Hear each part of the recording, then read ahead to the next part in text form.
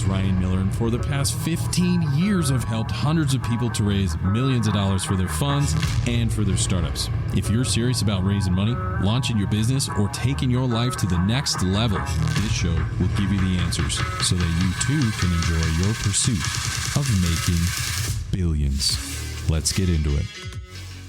My boss is a jerk. We've all been there, right? Total jerk, doesn't appreciate you. Or how about that proverbial Karen in middle management that's just mean because she's mean?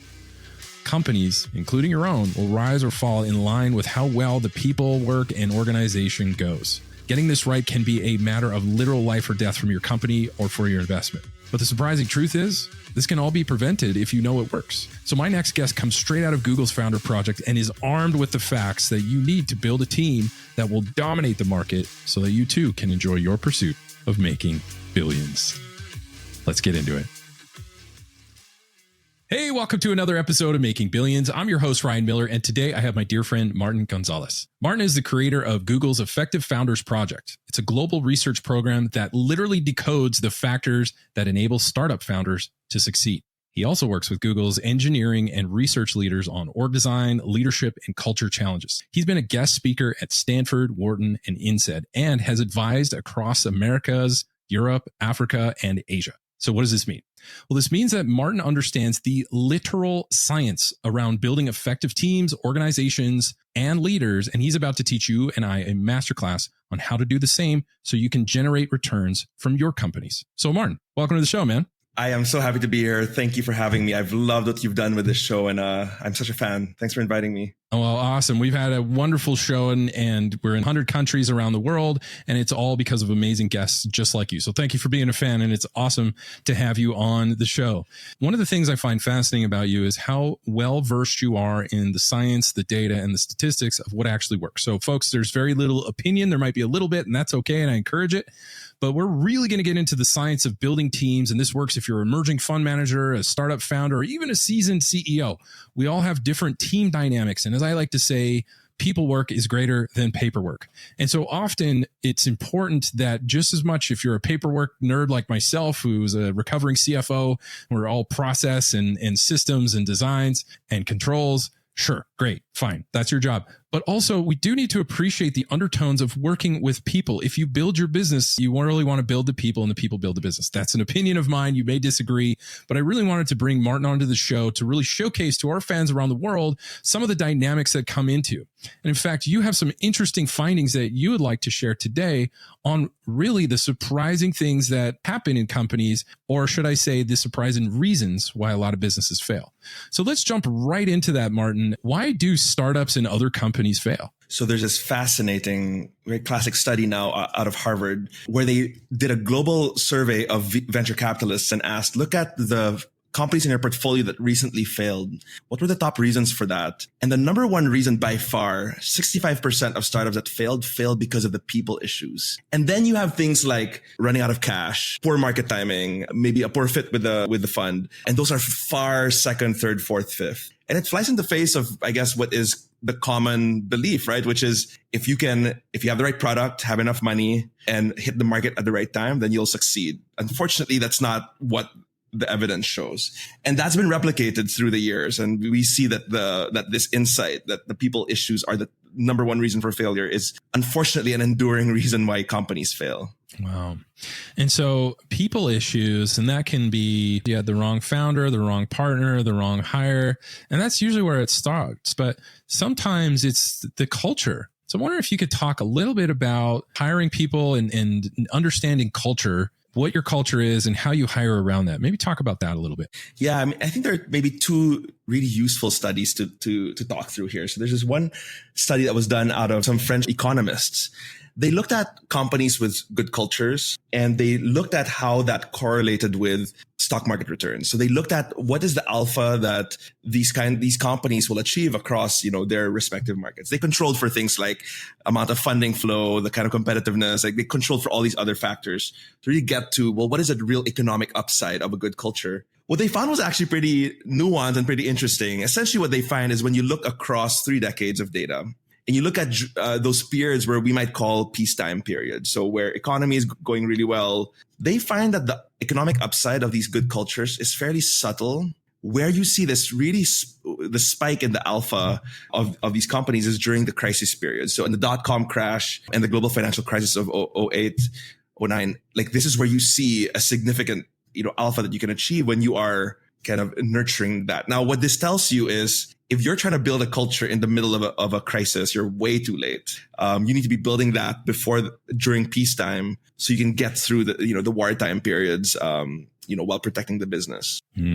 So a good culture, it sounds like that in itself is an asset, and the value of that asset really starts to come forward during challenging times. Would you agree? That's right. There's a really fascinating study that was done out of Stanford now a few years ago, where they tried to understand, so let's agree that culture is a good thing and there is economic upside, but which kind of culture actually works best? And so they did this study. It's a longitudinal study for nearly 300 companies. They followed them for about 8 years. They tried to understand, do they organize in different ways? Are there ways in which they maybe operate differently or think of hiring differently?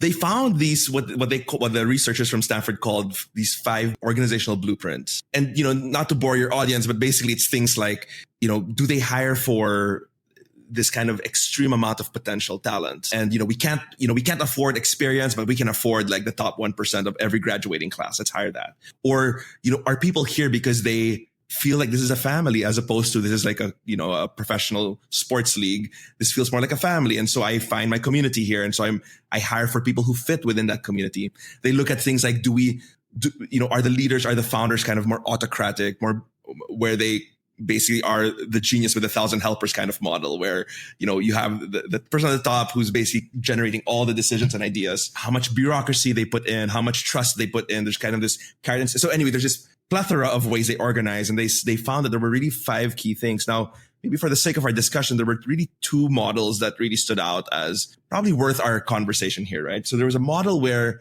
you lean so much more on, do we have extremely brilliant people who can work on extremely hard missions? And maybe as a shorthand, we can call that like a performance culture. And then you have these companies that really optimize for fit. They want people who get the ideas, who get the culture. And so as you bring people in, and, some companies, the way they would do this is they would do hiring by committee, where, you have the candidate come in and, spend, a dinner with the group before you then decide to hire them. And you want to see how well they jive and fit with the culture, and they prioritize fit. Now, what they find from that study is pretty fascinating, that you could actually see fairly different financial outcomes from these 2 kinds of ways of organizing. What they find is that these performance-based organizations, where the goals are pretty difficult, they find that the likelihood of them failing, closing shop, going bankrupt is pretty high. It's part and parcel of this high risk, high reward, where you're really looking at, really difficult missions, and they're bound to, many of them are bound to fail. But if they do succeed and they go public, the chance of them actually returning a really great market, return is significantly higher than all the 4 other models that they studied.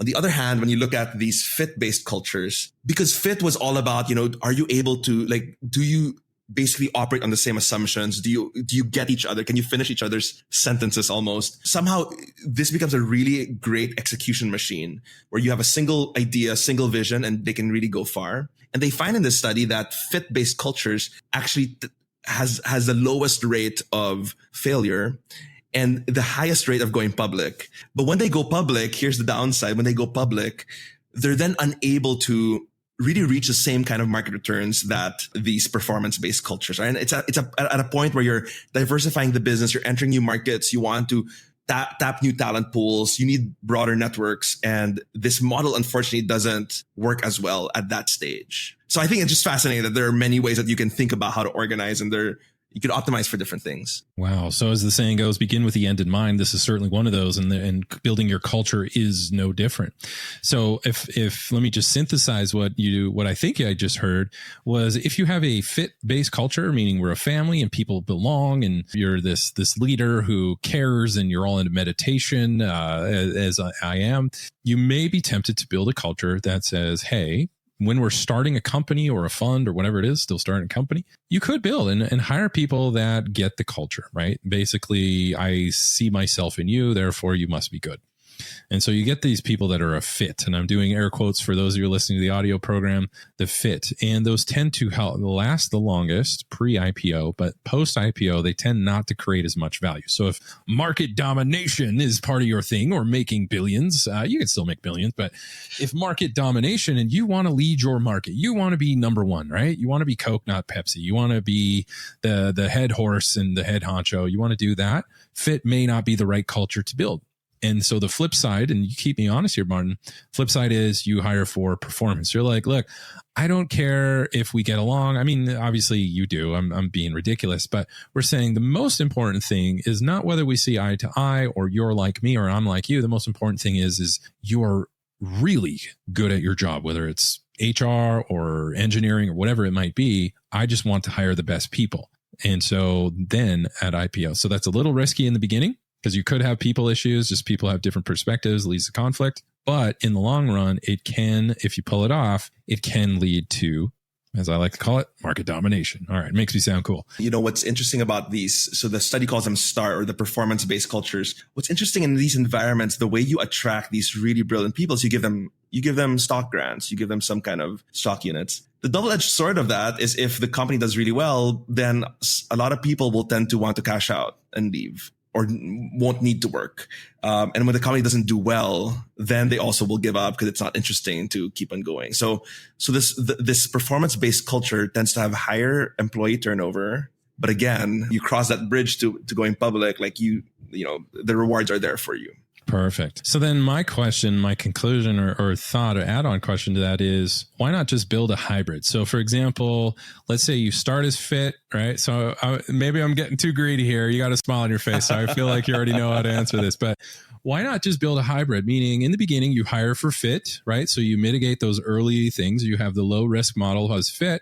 And then as you start approaching teenage to fully grown, mature company, you start packing in those people who fit. Now you pack underneath them more foundational people who are really good at their job, and the fit people at the top with the big tuna, the big CEO and the founder, and then the performance people are the worker bees are there. Why not create a hybrid over time? Yeah. So let me tell you what the study says. And the study actually found, so first of all, if whether you pick fit or performance-based cultures, there are actually worse options for you. So building an autocratic or a very bureaucratic startup is actually worse option. So between the two of these are not bad options. But the study looked at, you know, when these companies shifted their DNA or their blueprint, like what would we see in terms of these metrics that they looked at? And that's actually the most detrimental choice you could make. Like by switching your DNA midstream, like you will actually see an increase in the turnover of your people who know how this business has been run. And you really truly risk, you know, what has made you successful up to that point. Now, if you're, the caveat here, and this is how also social science research operates, if you're finding that you are already anyway going under, and we see this a lot, right? In my own personal practice in supporting leaders, when the business is really not doing well, don't stick to your guns. Like there's probably something wrong here. So you might have to really shift. I guess if it's a question of how do you go from good to great, the study is very clear. Be very cautious of that. To your specific example, like imagine that the inner circle of the CEO is kind of the ones reporting into the CEO. And then you bring in your strong, talented individuals under them. What you will likely see over the course of at least, a year or 2 years is you will see that these people who think of themselves as, brilliant people who think that they need to be in meritocratic environments, they will leave because they will see very clearly that promotions and the inner circle is not based on talent, but it's based on fit or based on kind of the trust, the loyalties. And that's not a terrible decision. Like I've been working recently actually with a company that really thinks of themselves as a family business, and it's part of their DNA to actually lean on people who are loyal to the family. Now, do you want to completely turn that into a Fortune 10 type performance-based environment? I'm not sure that would be good for that business. Brilliant. So don't mess with the DNA of your culture. It's pick one or the other, and not that one's bad and one's good. But just understand so number one, if you're the one building the company and the culture, understand what company culture are you building. Number two, if you're joining a company, it might be good to say, like you said, I'm used to a meritocracy. I'm an overperformer and I should get rewarded for my efforts. If I give you 110%, hopefully that shows you that I'm serious about this business and I'm going to win. And I want not only myself, but I want this whole company to be the best in the industry. And if you're in a fit business, they're going to be like, settle down, dude. Like, what, you're making us look bad. I've had that in companies before too. What do you say to that? I would say that there's some fit-based organizations that are brilliant businesses. And so I think market dominance is not for everyone. Actually, I had a question for you. So it sounds like you've built several companies at this point. Like, surely you've seen, or surely you've played around a little bit with hiring for fit or hiring for performance. Like, what have you seen in your experience doing this? So it's, that's a great question. And thank you for putting me on the hot seat. So, I'm split, and it is always a challenge for me because I have to temper my natural side where I was like, I really like this guy or I really like this girl. They seem really, really good. They're a good fit. Like, they would be that's literally someone I actually would hang out with. Right. The beer test, right? Is this someone I'd actually go out for beers after work, whatever?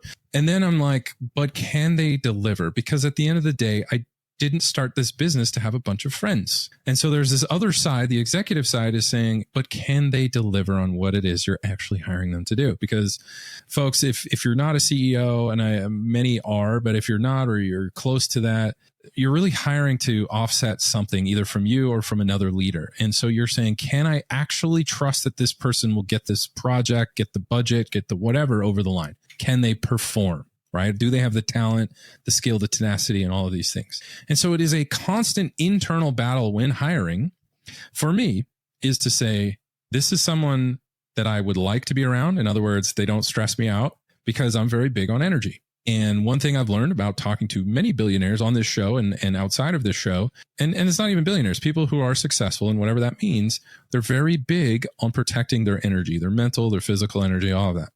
And so that's a big one for me. Is this person going to add to my energy or the energy of the team or subtract from it? That's number one. Number two is, can they get the job done? And number three is, do they even want to get the job done? So is this just they applied because I'm one of 1,000, or is this actually a job that fits into something they want in their goal, right? So is this someone who truly wants to be part of a winning team? Great. In finance? Great. But is this someone who maybe they minored in finance, but they're really an artist? Or something like that. And so it is a constant battle. I will be honest. And the point on energy is a really good one, because I think you could build a performance-based culture and still draw positive energy from, like, you could build a culture where people are debating you constantly and still walk away feeling like, wow, that made me better. And that could give you a boost of energy. I think what we're saying here is, if you bring in, so what we're not saying in the performance culture is that you tolerate toxic behavior. That is something in the book that, that I've written, make it very clear that this is not about tolerating this aberrant genius who is brilliant, but then will kind of break things along the way. But it's, what do you prioritize? Do you prioritize this feeling of a family and this unconditional kind of evil? And there's a startup that we talk about in this book where they had a zero fire policy. What the downside of this culture is that they were hiring for an office manager, like someone who sits at the reception to then welcome guests. They interviewed 100 people or so before they could decide, because the moment you hire them, they would like not to break their policy, right, and fire them. So you could build that, but I don't know. I don't personally believe in going that far. Yeah. So even though it's performance based, it's not saying it's toxic based. We don't tolerate toxic behavior, no matter what that is, whether it's fit or performance. There still is undertones that you do need to play along. We all have plays to run, we'll say, as a team. Yeah. Part of my training as an applied org psychologist is, you need to come into a team and very instantly see, okay, is this a strong team? And the biggest tell of a strong team is the team that has a lot of conflict, but a conflict of ideas as opposed to a conflict of personalities. That is a team that's likely to succeed. So when you have a team where there is one person speaking and everyone's listening, taking notes, doing, I question how strong that team is going to be in the long run. Interesting. Speaking of teams, you've heard a lot of CEOs that talk about flattening their organization or a zero hierarchy organization. We're going to flatten it, and it's too pyramid, and we need to, instead of a vertical, we need more of a horizontal, and there's too many layers of management. Sure. That can actually happen. I get it. I've been in big corporations where, they needed to right size. I understand that. Sure. But I'm curious, since you're so versed in the science and the data, talk a little bit about this trend that you're hearing CEOs, is it effective? Is it the right thing? Does it add value to a company or a fund or whatever it is? Maybe talk about flattening the hierarchy and the do's and don'ts of that. Stay with us. We'll be right back. AI is changing the game of business. Will you be on the winning team? I'm Jordan Wilson, the host of the Everyday AI podcast, and your coach to help you learn the X's and O's of AI. Artificial intelligence isn't just a new player in the game, it's a new sport altogether. So if you don't quickly put AI into play, your competitors will run up the score. I've spent my whole life building winning teams, from coaching basketball to working with big players like Nike and Jordan Brand. My next move? Helping you win with Everyday AI. Listen wherever you get your podcasts or on everydayaipodcast.com. Let's tap into AI together and put points on the board. So your audience will know that I come from tech, and tech has this unique love-hate relationship with managers. Like, this is just a part of this whole journey. Engineers basically don't. Engineers generally think that managers are from hell. In fact, there's a story early in the day at Google where our head of engineering thought, okay, let's repurpose our managers and just have them report directly into. So we had this VP of engineering and then something like 100 plus engineers reporting into them. Well, very quickly they found that this VP of engineering was spending way too much time approving expense reports and vacation leaves and resolving, interpersonal conflicts. So at least for that, managers were useful. But I find that with CEOs in other industries, like these messages are fairly cyclical. When the economy is tight and you need to delayer or shrink the org, they will talk about how, hierarchy is evil. When you're in a growth trajectory, you want really good managers because then that attracts the best people and keeps them there. And so these things cycle around. There's a really fascinating study that looked into gaming studios. So in the tech space, and I want to put the right framing around this. We're not talking about a 12-layer hierarchy here. We're talking about places that tend to actually either opt for zero hierarchy or one layer of managers. What they looked at is, I think, a few hundred gaming studios, and this was done out of Wharton. They tried to understand, there's a belief in the gaming environment that with managers, again, this love-hate relationship with managers, they will create silos that will then create these turfs and kingdoms that get built. And then therefore the flow of information across these kingdoms gets strained. And we therefore have maybe less cross-pollination of ideas and perhaps less creative games. So they wanted to put this idea to the test, right? And so they looked at these few hundred gaming studios. They understood if they added a layer of managers to this group, like how does that look like in terms of the creativity of the games? And they measured that through some really interesting text analysis of game reviews. And then they looked at, well, what does that also mean in terms of commercial outcomes? So how much these games were able to sell. What they found was that for every layer of managers you add, they saw a 1% dip in the creativity of these games. So yes, in some sense, to some degree, there is truth that these turfs, strain cross-pollination of ideas. But they found that for that 1% dip in creativity, you saw a 14% increase in commercial outcomes. So not a bad trade-off if you think about it. Now, you might say, look, it depends also on the life stage of the company. But really, I think the message here is this really popular idea that managers and hierarchy is evil really doesn't have a lot of evidence to back it up. Instead, what we want to say is think of bureaucracy and hierarchy in two different ways. These two are actually different things. We tend to conflate the two. And to be fair, they tend to grow in tandem. But when you have really healthy layer of managers, they actually reduce the level of ambiguity for the team, and you avoid chaos. No hierarchy could lead to chaos, which is something that we very quickly forget when we raise the fist to the bosses above us, right? Yeah. So every layer in a hierarchy does create a 1% decrease in creativity, at least in this study. So there is somewhat of a downside, and that makes sense. In fact, it's more believable that way too. But then there's also a 14 times upside. So I mean, when we're investing, we're always looking for upside and downside, and can we get a disproportionate upside given the downside? So this is certainly one of them. So I think what I'm hearing then, you keep me honest, Martin, is hierarchy matters, leadership matters. Is that a fair summary? It does. And I want to say healthy hierarchy, because I think you can have a managerial chain that, power trips doesn't do the work properly. One easy tell is to what extent do these managers actually connect one-on-one with their people? Like it's a very basic, it's like management 101. Unfortunately, it's not commonly done. No, I recently went through that, and in my career, there was a company that had a lot of command and control style leaders that were over it, and it just decimated a lot of this group. And so these command and control, which we would argue is not really effective unless the building's on fire or something chaotic is happening, but often different leadership styles and healthy leadership styles do matter. And so can you connect with people? Do you build rapport? Do they trust you to talk about issues? Do they trust that you're not going to take credit for all the work? I don't know about you. We've had bosses like that. They're all out there, but having a hierarchy as a structure is not enough. I think we're hearing, but to fill that hierarchy with effective leaders, now we're really talking. So perfect. In a lot of companies, you'll see that every once in a while, there's disagreements between coworkers, between bosses, partners, whatever that is, and that can erode shareholder value.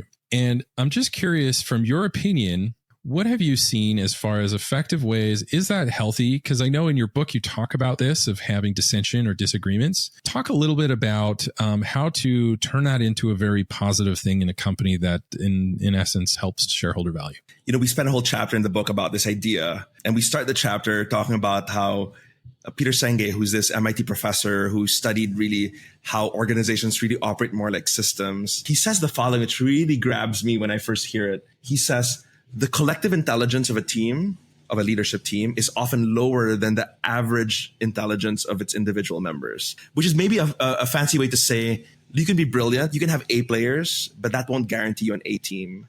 In fact, the likely tendency when people come together as a group is they tend to actually come out with less optimal outcomes. You tend to amplify each other's errors. You tend to turn the group into less intelligent. You diminish the intelligence of the group when you come together. And so we spent a whole chapter just talking about why it's so important to get this right. I mean, there's some really obvious things that many have talked about around how with a group that thinks very differently, that's not enough to then create an environment where you come up with really high quality decisions. You want to create the environment, the conditions where you can tap into those individual intelligences. There's a really fascinating story in this history books of computer science. There's a lab manager. His name is Bob Taylor. And Bob works in a company called Xerox PARC. So for your younger audiences, they probably wouldn't know of Xerox PARC. So you probably know of Xerox, which is this old school kind of, photocopying device. They actually built one of the most prolific innovation R&D hubs in the history of computer science, called Xerox PARC.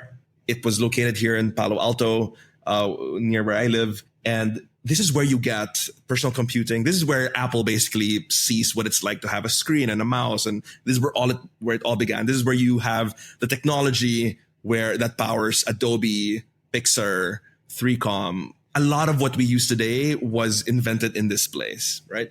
And so Bob had a very good way of thinking about this. He said, it's not my role to solve disagreements. My role is to make sure I graduate every class 1 disagreement to a class 2 disagreement. What did he mean by that? So a class 1 disagreement is, Ryan, let's say you and I are debating about something. A class 1 disagreement is I refute your argument by creating a straw man argument, which is take your idea, represent it in the weakest way possible, and then making it easy for me to refute. He says, instead of that, come up with class 2 disagreements where you I will read back to you your argument in its best form possible, creating what some might call a strongman argument. And only then, when you're satisfied with how I've talked about your idea, then I can present my own.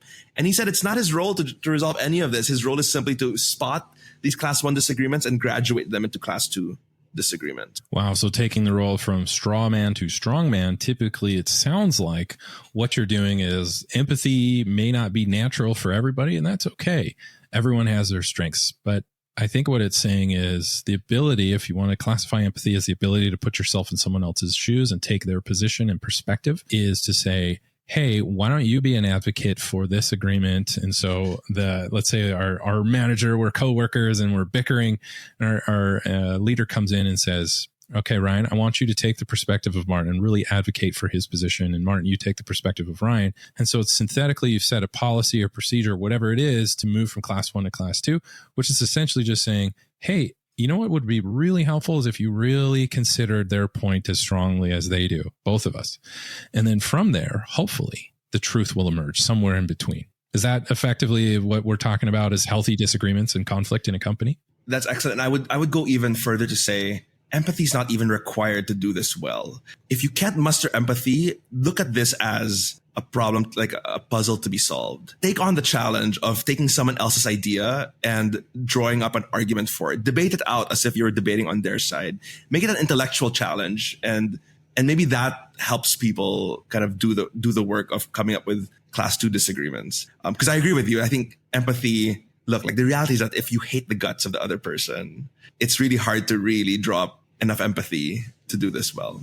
Yeah. Okay. Well, fascinating standpoint on that is, yes, empathy can help, but really, I think, again, back to structure, this can be synthetically introduced into a lot of what we do. So I absolutely love that. Just moving on, I have another question for you. So, corporations, they have all kinds of employees and leaders and different mindsets. Maybe talk about what are some of those mindsets and how someone can go about working with them so that, again, we don't have these people issues that bring down companies. Yeah. So, I work a lot with startup founders who think of themselves as disruptors in their industry, like mavericks. And they sometimes point that same energy and creativity towards the human condition in their, the human factors of their team, only to realize that there's some reasons why certain practices have endured. And so we actually dedicate a whole chapter talking about some of these myths that these founders bring to it. There's not enough time to go through everything, but I think there's some really worth calling out. So the first one that I think is worth, we talked a bit about the myth of scaling without hierarchy. So let's leave that since we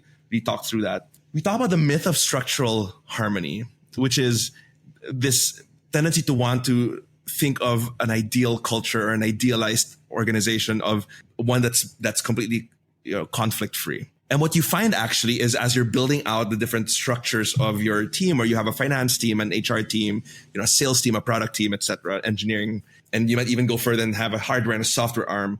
What you'll find is actually there is baked into the designs of these sub-organizations and their OKRs or their KPIs, you have inbuilt checks and balances that sometimes show up as conflict. And I think what many leaders make a mistake of is they conflate personal conflict with structural conflict. And those could be two very different things. Personal conflict could be about, agendas and personalities, whereas, structural conflict is about OKRs that are really meant. So an example of how this sometimes sounds like is software knows that they can always update the software every 2 weeks if they wanted to, but hardware, you can't launch and iterate hardware. You need to launch a really excellent product. Well, they don't see eye to eye on deadlines. Finance is going to always push HR to not overhire. HR will always say, finance, to get the right people, we need more budget. Sales and marketing will have the same spat. Oh, we didn't reach our numbers because, marketing, you didn't, awareness is down, or sales, you didn't get distribution up. So these things exist. Now, as a leader, you don't want to resolve all of this. You actually want to let that all play out because that brings out the best in the team. So that's one of them. The other one we talk about, which I really enjoy speaking to, is this myth of sustained heroics. A lot of founders themselves who own their companies, they are, their company is an extension of themselves. And so they work all hours every day, into the weekends, into holidays. And there's this belief that, heroics is what stood up this company by myself, by my co-founders. We should have a company based on this culture of heroics. And, a few things are problematic with that. So one obvious one is that if people wanted to be entrepreneurs, they probably wouldn't work for you. So if you're looking for the entrepreneurial spirit where people are willing to put in all the hours, you'll be hard pressed to find that. And so 50% of 100 people is much more than 100% of you.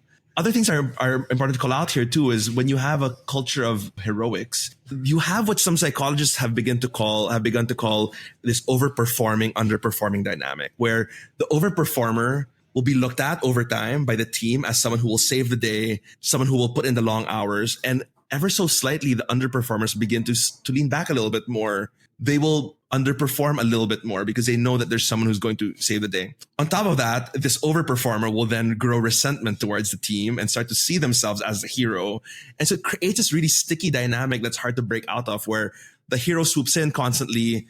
Everyone else somehow feels like, the damsel in distress who's willing, who's ready to get saved. And that dynamic will play out if you begin with the premise that heroics is really important. So instead, what we ask leaders to do is to think about, how do you reduce these single points of failure in your company? These are your heroes. They are also your single points of failure.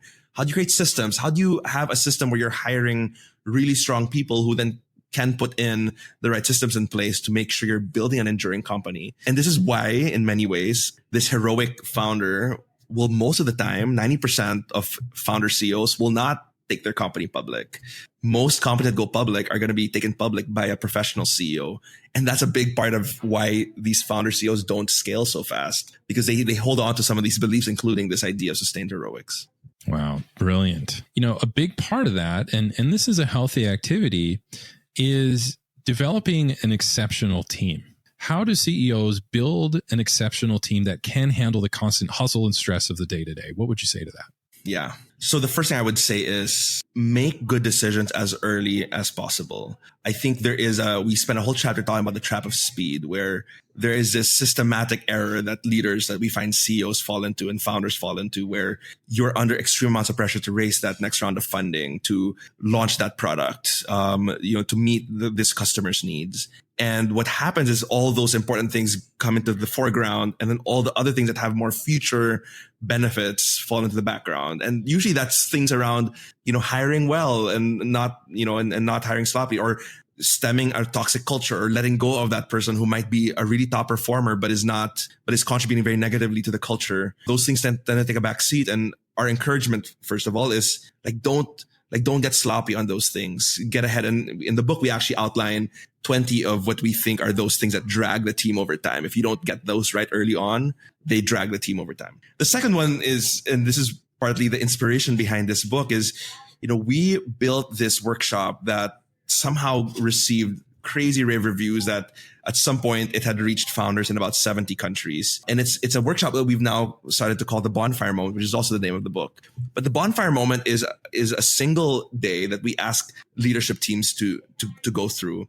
It's a single day across the 365 days in a year, and perhaps the 5 years you will be together as a team, just one day. And in this day, we've structured the day to really get into discussing some of the elephants in the room, having some of those uncomfortable conversations that we usually leave for, when we can get to it. It's things like talking about, how will we operate when one of the team members is no longer scaling well, and what's an appropriate way that we can approach this, co-founder, this loyal friend, who built from, this company from the very beginning. Like, what's a good way to do that? What are some of the hard truths about how I'm leading that is really getting in the way of the performance of this team? There's a part of this workshop, which for me is the most endearing part of it, is what we call the bullshit circle. And in this part of the workshop, we invite people to reflect on how they bring a lot of the insecurities and self-doubt into the work, and how the masks we all wear sometimes create this toxic environment for folks. So all that to say, one, don't get sloppy on the people decisions. These are really important, and they will spell success and failure. And then two, go have a bonfire moment. Pick up our book. The book outlines everything you need to know to do this. And it could be, it could really help you along the way. Brilliant. So as we wrap things up, I'm just curious, is there anything else you'd like to say? Closing remarks, ways people can reach out to you, the name of your book, where to get it, anything at all? Well, first of all, thank you for having me, Ryan. It's been so fun to prep for this. It's been so fun knowing you, and I look forward to finally in person hanging out. So I'm active on LinkedIn. Please reach out there. The book, The Bonfire Moment, Bring Your Team Together to Solve the Hardest Problems Startups Face, co-authored with Josh Yellen. It's available in anywhere you can find books. Amazon's a good place too. Barnes & Noble, a few other places. And it's available globally too. So wherever you find yourself in the 100 countries your listeners find themselves in, you're bound to find the book. And yeah, reach out. I am always happy to connect. If you have questions, if you're working through some really sticky people problems. Part of the why I've loved this work, Ryan, is a lot of this work is about what happens behind closed doors. It's the things that CEOs who often find themselves feeling really lonely in some of these struggles, they have no one to really confide in and talk through. So if you want to talk, reach out and we'll chat. All right, buddy. Well, I think you and I will always be texting each other here. So just to summarize everything that Martin and I spoke about, begin with the end in mind. Know if you're hiring people for fit or for performance, and stick with it. The second thing is, don't be afraid to build a company that has a hierarchy, but with one caveat is be sure to have effective managers within that hierarchy if you want to gain that 14% performance increase. Bad managers can just ruin all of that. The next one was just effective conflict that can be healthy for a company, just simply requires a culture of understanding perspectives. And so make sure that as you're building a company and you really want to build a valuable company, that you're building one with the people in mind that's say, hey, if there's different perspectives, I need teams and people who have the ability to take that on and not just project their internal traumas or whatever it is that they're doing, but really understand, put that aside and say, hey, maybe I'm not seeing something. Help me understand your side. It's very effective. And that could really help unlock a lot of value in your company or the companies you're investing in. And then the next one is just be careful of being a hero. Think about your succession, that sometimes these hero founders or CEOs, sometimes they hesitate and they have this hero complex or whatever it might be. And often, according to Martin and the data, is saying like that actually can hinder people at a certain point where they don't go public or they don't exit because of that. So just be careful and consider your succession and know when it's time to step out and hire a more professional manager. If that's you, ain't no shame in the game. You just get it done and move that vision forward. And then finally, to build an effective team, don't be in a rush to hire, but be in a rush to cut out toxic behavior. You do these things and you too will be well on your way in your pursuit of making billions.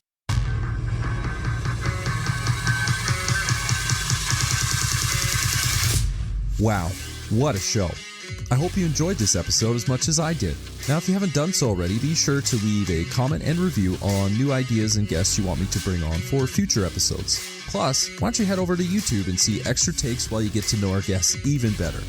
And make sure to come back for our next episode where we dive even deeper into the people, the process, and the perspectives of both investors and founders. Until then, my friends, stay hungry, focus on your goals, and keep grinding towards your dream of making billions.